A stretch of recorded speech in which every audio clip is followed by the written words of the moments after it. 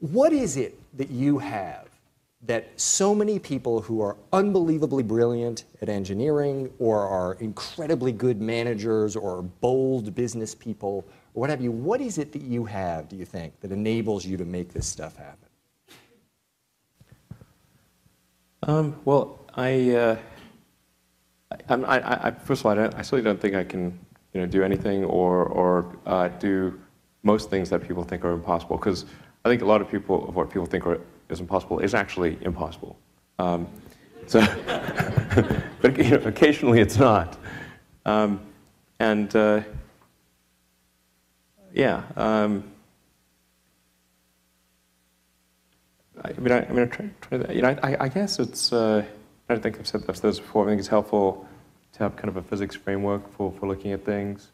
Do a first principles analysis, look for negative feedback, and like really believe in what you're doing, but not just from a blind faith standpoint. Like to have really thought about it and say, okay, this is true. I'm convinced it's true, and I've tried every angle to figure out if it's untrue, and sort negative feedback to figure out maybe if I'm maybe wrong. But then after all that, it still seems like this is the right way to go. Then that I think gives one a fundamental conviction and an ability to convey that conviction to others, and to convince them to join. And that's what a company is. It's a group of people who come together to create a product of some kind. And so if you can convey that and answer the concerns that people have, convince them that this is something that needs to be done, it's important, and here is a path to do it, even if that path has a lot of danger associated with it and risk, and maybe it won't succeed. But people can understand, okay, this is why it's important, and even if the odds are that it won't succeed, it's worth trying to do it. Then I think you can create a great company. Well, I think it's important to have a very, to apply critical thinking to, this may sound trite, but to apply critical thinking to what one is doing. By that I mean just the fundamentals of logic, do you have the right axioms?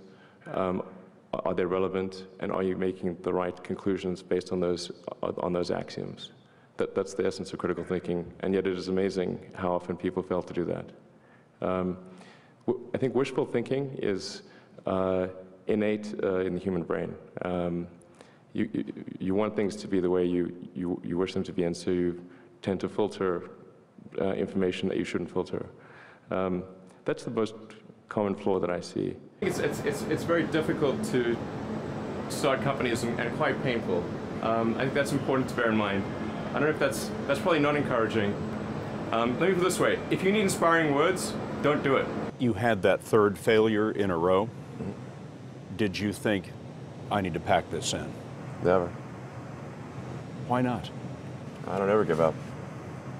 I mean, I'd have to be dead or completely incapacitated. First of all, I'd say starting a business is not for everyone. So generally, starting a business, I'd say number one is have a high pain threshold. There's a friend of mine who's got a good saying, which is that starting a company is like eating glass and staring into the abyss.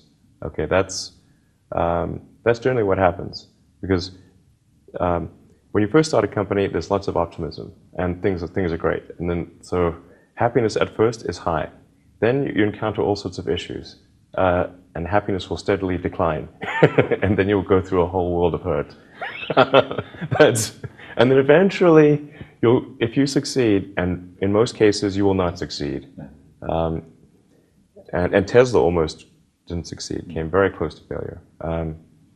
Then if you succeed, then after a long time you will finally get back to happiness. I think too is you've got to make sure that whatever you're doing is a great product or service. It has to be really great. And I go back to what I was saying earlier, where if you're a new company, I mean, unless it's like some new industry or new market that, if it's an untapped market, then then you have more ability to,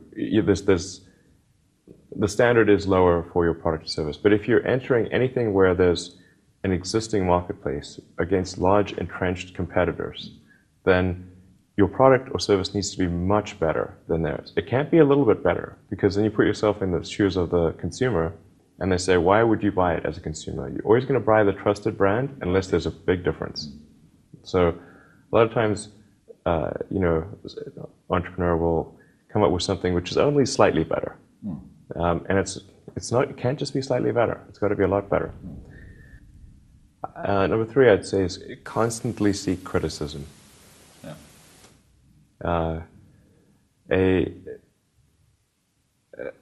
A well thought out critique of whatever you're doing is as valuable as gold.